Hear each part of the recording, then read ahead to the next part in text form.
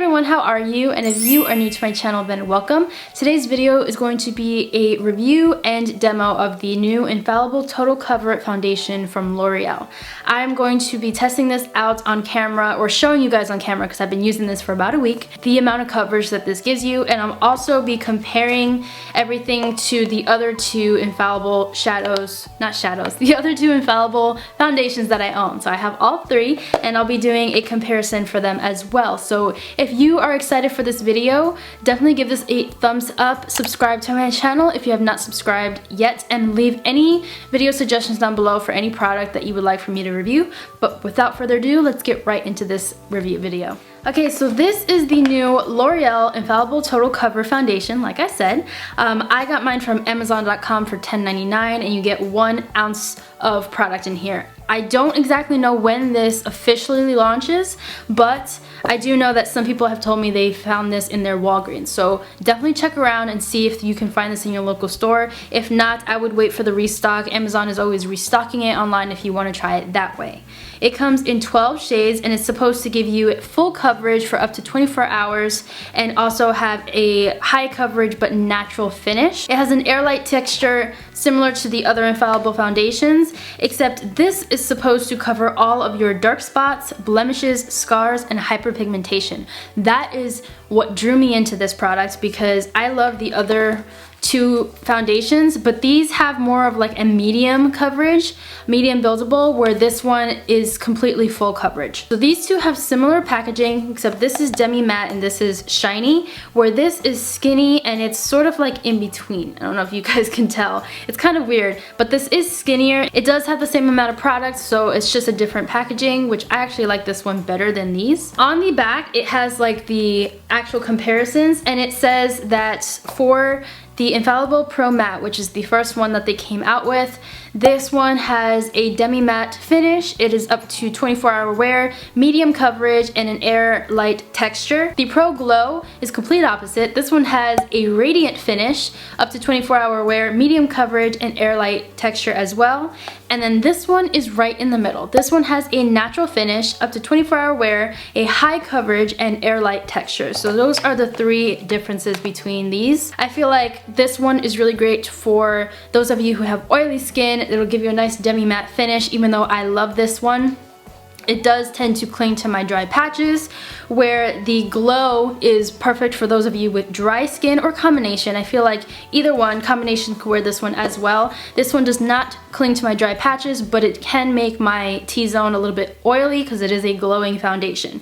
What I have been doing with these two, and I feel like you guys might have seen me do this in tutorials before, and I've spoke about this before, my favorite way to wear these is combined. I like combining them because I like the finish. It gives me the nice, like, in between, the nice natural finish, which is exactly what this does. So pretty much, I feel like they combined these two, added more pigmentation, and it came out with this. This is a full coverage, natural finish foundation that I am in love with. This is such a good foundation. This is definitely going to take over these two for me.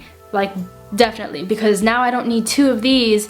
I can just use one of these, and I feel like I use less product of this as well. The Pro Matte has more of like the standard foundation finish. It's sort of thick but sort of liquidy as well, but it stays put, it doesn't run. This one that is running down my hand is the Pro Glow, so it's a little bit more liquidy and dewy. And then the Total Coverage is complete opposite. This one is like thick mousse. Like, it's so thick, which is really great. There it goes right there. I don't even know if you can see it, but it's so thick. And I also feel like of the three, this is the more neutral, the cooler tone of the three. I am in the shade Natural Beige in all three products, but they don't all match me the same.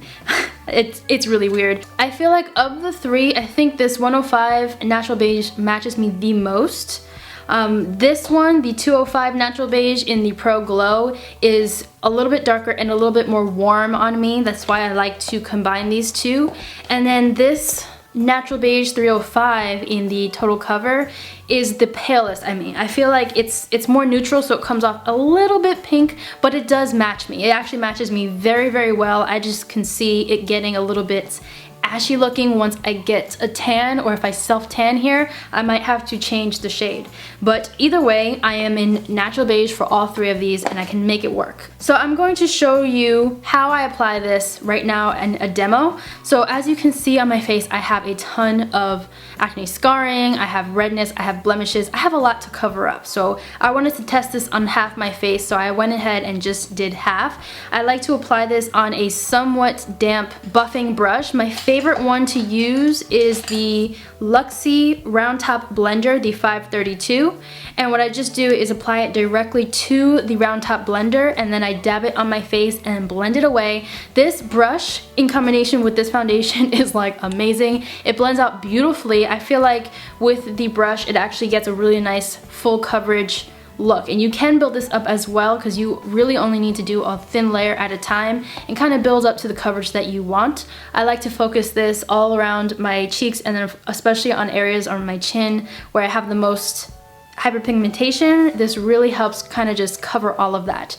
So once that's all blended in, you can kind of see the difference. Actually, you can definitely see the difference. Half my face is more even and just looks very, very nice, and the other half has a lot of blemishes and red marks and acne marks and everything. So it really does even everything out and cover, and you can see it gives you a nice natural finish. This was with nothing on my face. Like, I did not set it with powder or anything, and that is the finish that it gave me. I tried to go in on the other side with a somewhat damp beauty blender, but I didn't like it, partially because of the sponge I chose to use. I feel like this particular sponge just kind of sucks everything up. But even with my actual beauty blender, I find that you have to add more layers when you're using a damp beauty sponge rather than a somewhat damp brush. I guess it just shears it out more, so you need to layer a little bit more. So my favorite way of applying this foundation is with the brush, and I went back in and kind of just went over it with the brush just to even it all out. This is what the foundation looked like when I was completely finished. I did not set this with powder or anything. I didn't go in with concealer. This was completely just the foundation, 1 or 2 layers of foundation on my skin, and it covered everything. I do find that it does fade around my chin after a couple hours. That is normal for me though, because I tend to touch my chin the most, especially since my chin is the area that I have the most issues with. So I'm always either scratching or I'm like just playing with my chin and I need to stop. So I feel like that's the reason why it fades there. And also my son likes touching my chin for some reason, which could be another reason why I'm breaking out, because all his greasy fingers is on my face all the time.